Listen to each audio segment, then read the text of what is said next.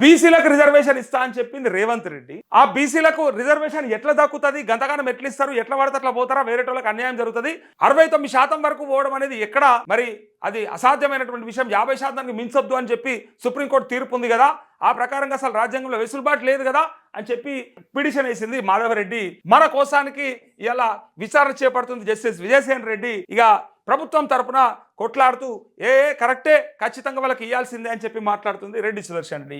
చూడుర్రి ఎట్లా ఉంది పరిస్థితి. ఇస్తా అన్నది వాళ్ళే, ఏస్తా అన్నది వాళ్ళే, ఆపుతా అన్నది వాళ్ళే, వేసింది వాళ్ళే, లాస్ట్ కు కొట్లాడేది వాళ్ళే, విచారణ చేపట్టేది వాళ్ళే, మరి అనుభవించేది ఎవరో ఆలోచించారు ఒక్కసారి. బీసీలకు రిజర్వేషన్ ఇస్తా అని చెప్పేసి రెడ్లంతా కొట్లాడుతూ ఉన్నారు.